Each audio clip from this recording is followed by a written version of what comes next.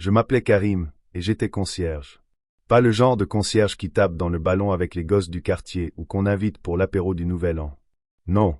Le genre discret, qu'on oublie quand on referme la porte, qui passe l'aspirateur à 5 heures du matin dans les couloirs pour que tout soit propre quand les cadres pressés prennent l'ascenseur. Le genre qui descend les poubelles, répare les fuites, réceptionne les colis qu'on oublie de remercier. J'ai passé 20 ans au rez-de-chaussée, dans ce petit logement de service qui sentait l'humidité et l'huile de cuisine, à vivre en marge des vies dorées que je regardais passer. Chaque matin, je voyais défiler les mêmes visages, Madame Lemoine et son caniche parfumé, Monsieur Castel avec son attaché-caisse en cuir pleine fleurs, les jumelles du 4e qui ne disaient jamais bonjour, les nouveaux couples du 2e qui changeaient tous les 6 mois. Personne ne me regardait vraiment. J'étais une silhouette, un bruit de balai, une présence pratique mais invisible. Et pourtant, c'est moi qui connaissais tout, qui trichait sur ses charges, qui trompait, qui partait en vacances sans déclarer son absence. J'étais les yeux et les oreilles de l'immeuble. Et j'étais patient. Très patient. Tout a basculé le jour où la société de gestion a décidé de vendre l'immeuble entier. Coup de massue pour les copropriétaires. Certains ont paniqué, d'autres ont voulu racheter leur propre appartement. Mais les prix avaient explosé. Trop cher pour beaucoup. J'écoutais les réunions à la porte, je lisais les notes jetées dans la poubelle, je retenais chaque mot. Et puis, un matin, j'ai pris une décision. C'était maintenant ou jamais. J'ai quitté mon bleu de travail. Je suis allé voir Karim l'Ancien, mon oncle du bled, qui avait fait fortune dans l'immobilier à Casablanca. On ne s'était pas parlé depuis 10 ans, depuis l'enterrement de mon père. Mais le sang, c'est le sang. Je lui ai parlé avec calme, avec vision, avec un plan que j'avais préparé pendant des nuits. J'ai mis sur la table mes maigres économies, je lui ai demandé un prêt. Il a dit non. Puis il m'a rappelé. Il avait senti quelque chose dans ma voix. Une fin qu'il connaissait. Il a posé les fonds. Et j'ai agi vite. En moins de 2 mois, j'ai monté une SCI, j'ai racheté l'immeuble à la barbe des copropriétaires. Ils n'ont rien vu venir.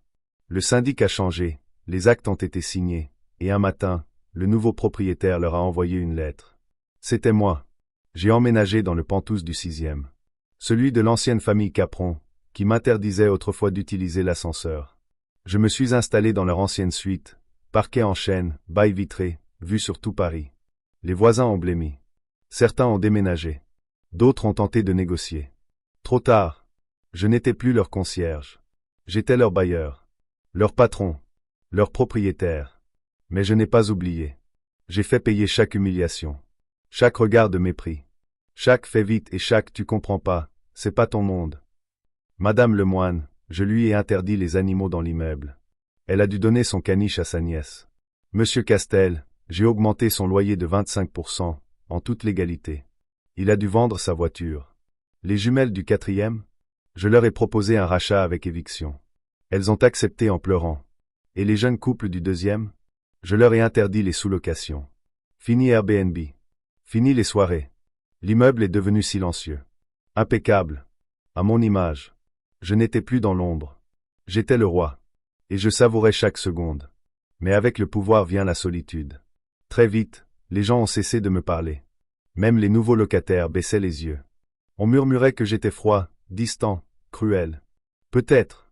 Mais j'avais construit mon empire brique après brique. Je ne devais rien à personne.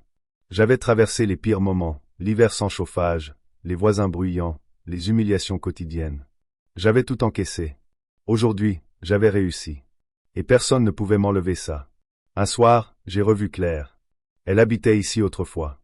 Au 3e, une artiste. La seule qui m'avait offert un café un jour de neige. Elle ne savait pas encore que l'immeuble avait changé de main. Elle voulait revoir son ancien appartement. Elle a toqué à ma porte. Elle ne m'a pas reconnu tout de suite. J'ai ouvert. J'étais en costume. Elle a hésité. Puis elle a souri. Karim. J'ai souri aussi. Elle m'a dit qu'elle peignait toujours. Qu'elle vivait à Berlin. Qu'elle regrettait Paris. Je l'ai invitée à dîner sur le toit. Elle a regardé la ville. Elle a dit que j'avais changé. J'ai répondu, non. C'est vous qui me voyez enfin.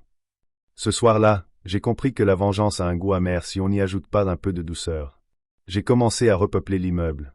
À choisir moi-même les nouveaux locataires. Des jeunes sans moyens. Des familles. Des artistes. Je leur faisais des prix justes. Je rénovais les appartements. Je voulais créer un lieu à mon image, digne, fort et silencieusement généreux. Et parfois, en balayant la terrasse, je repensais à mes années en bas. à la buée sur les vitres, à l'odeur de javel, à mon reflet dans l'ascenseur que je n'avais pas le droit d'emprunter. Et je souriais. Parce que j'étais monté. Et que je n'allais plus jamais redescendre. Le succès, c'est comme un feu. Si tu restes trop près, tu finis par brûler. Si tu t'éloignes trop, tu te gèles. J'ai dû apprendre à en doser la chaleur. Au début, j'étais grisé. Chaque signature de bail, chaque virement, chaque réunion avec la banque me rappelait que j'étais enfin celui qui décide.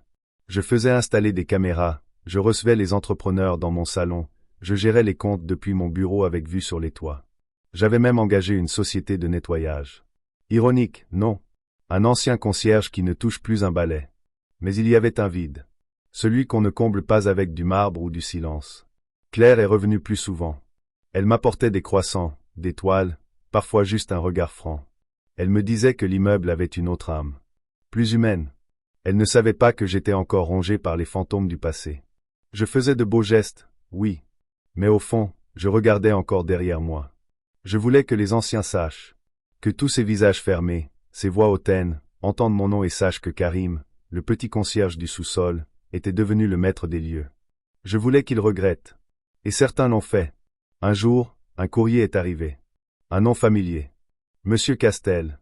Il écrivait depuis un petit village de province, où il s'était retiré après avoir vendu son appartement à perte.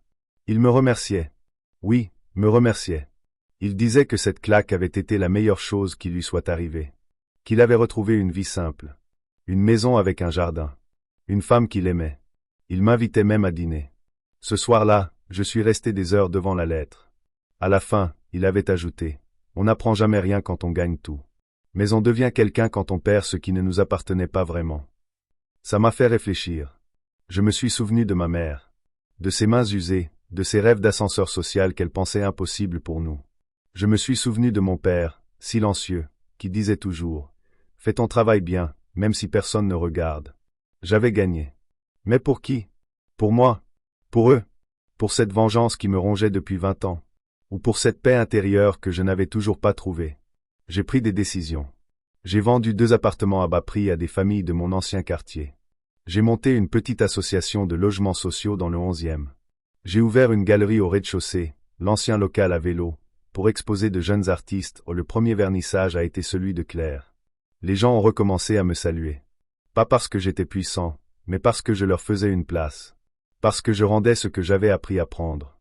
Un matin, alors que je faisais le tour de l'immeuble, un jeune garçon m'a croisé dans les escaliers. Il portait un sac de sport, un regard vif. Il m'a dit, « Monsieur Karim, vous êtes le propriétaire, non ?» J'ai hoché la tête. Il a souri. « Je veux être comme vous. » Je lui ai tendu la main. Alors commence par apprendre à regarder les gens qu'on ne voit pas. Aujourd'hui, je n'ai plus besoin de rappeler d'où je viens. Mon passé est mon socle. Mon nom est sur les actes de propriété, oui, mais plus important, il est gravé dans les sourires de ceux qui habitent ici. Je ne suis plus seulement le propriétaire de l'immeuble. Je suis devenu l'architecte d'un autre futur. Et chaque matin, quand le soleil traverse les vitres du 6e étage, je me dis que c'est là-haut qu'on respire le mieux. Pas parce qu'on domine, mais parce qu'on a mérité chaque marche de l'escalier. Et parfois, quand les couloirs sont calmes, je repasse une serpillière. Pas par besoin, mais pour ne jamais oublier.